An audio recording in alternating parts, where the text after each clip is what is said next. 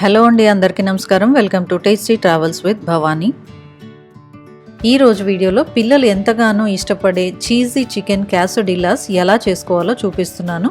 ఇవి యాక్చువల్గా మనం రెస్టారెంట్స్లోనే తింటాము, కానీ ఇంట్లో కూడా ఈజీగా చేసుకోవచ్చు.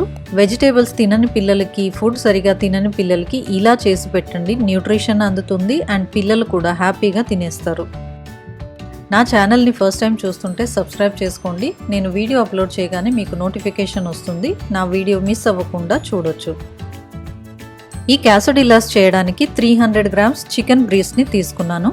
ఈ చికెన్ బ్రీస్ని హాఫ్కి థిన్గా స్లైస్ చేసి పెట్టుకున్నాను. ఇప్పుడు ఒక మిక్సింగ్ బౌల్లో 1 టేబుల్ స్పూన్ ఉప్పు, 1 టేబుల్ స్పూన్ కారం, 1 టేబుల్ స్పూన్ వెల్లుల్లి పొడి, 1 టేబుల్ స్పూన్ జీలకర్ర పొడి, 1 టేబుల్ స్పూన్ మిరియాల పొడి వేసి ఇవన్నీ బాగా కలిసేలా పొడిగానే కలుపుకోండి.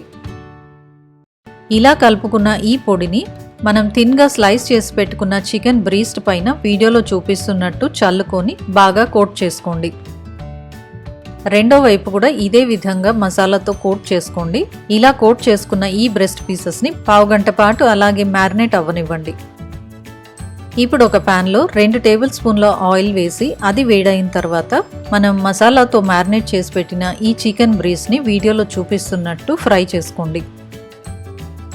వీడియోలో చూపిస్తున్నట్టు 2 వైపులకి చికెన్ని ఫ్లిప్ చేస్తూ బాగా కాలనివ్వండి. 10 నుంచి 15 నిమిషాలు పట్టొచ్చు. చికెన్ బ్రీస్ని ఆల్రెడీ మనం థిన్గా స్లైస్ చేసాం కాబట్టి త్వరగానే ఫ్రై అయిపోతుంది.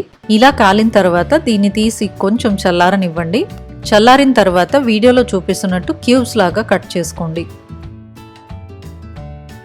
తర్వాత అదే ప్యాన్లో 2 మీడియం సైజ్ పెద్ద ఉల్లిపాయల్ని పొడవుగా కట్ చేసి వేసుకోండి. హాఫ్ గ్రీన్ క్యాప్సికమ్ని పొడవుగా కట్ చేసి వేసుకోండి. ఉల్లిపాయ ముక్కల్ని, క్యాప్సికమ్ ముక్కల్ని 2-3 నిమిషాలు వేయించుకోండి. కొంచెం మగ్గితే సరిపోతుంది. వాటికున్న క్రంచీనెస్ పోకూడదు. తినేటప్పుడు ఆ క్రంచీనెస్ తగులుతుంటే టేస్ట్ చాలా బాగుంటుంది. ఇలా వేయించుకున్న తర్వాత వీటిని కూడా ఒక బౌల్లోకి తీసి పక్కన పెట్టుకోండి. ఇప్పుడు ఇంకొక ప్యాన్లో 1/2 టేబుల్ స్పూన్ ఆలివ్ ఆయిల్ వేసి బ్రష్ చేసుకోండి.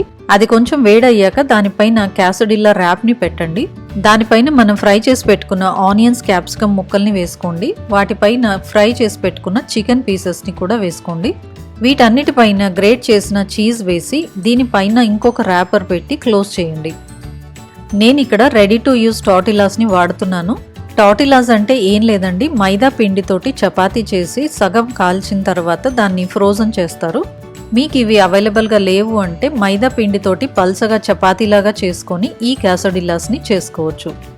క్లోజ్ చేసుకున్న తర్వాత దీనిపైన కొంచెం ఆలివ్ ఆయిల్ తోటి బ్రష్ చేసి దీన్ని కాలనివ్వండి. 2-3 నిమిషాల తర్వాత లోపలున్న చీజ్ అంతా హీట్కి మెల్ట్ అవుతుంది. అలా మెల్ట్ అయ్యి బైండ్ అవుతుంది. అలా బైండ్ అయిన తర్వాత మెల్లగా రెండో వైపుకి ఫ్లిప్ చేసుకోండి. మధ్య మధ్యలో ఇలా 2 వైపులకి తిప్పుకుంటూ కాల్చుకోండి. పైన ఉన్న టార్టిల్లాస్ క్రిస్పీగా అవ్వాలి. ఇలా క్రిస్పీగా అయ్యింది అంటే క్యాసోడిల్లాస్ రెడీ అయినట్టే. దీన్ని తీసి ప్లేట్లో పెట్టుకోండి. సర్వ్ చేసే ముందు వీటిని 4 పార్ట్స్గా కట్ చేసి సర్వ్ చేసుకోండి. క్రిస్పీగా, చీజీగా, వేడివేడిగా చాలా టేస్టీగా ఉంటాయి. ఇవి పిల్లలకి, పెద్దవాళ్ళకి అందరికీ నచ్చుతుంది.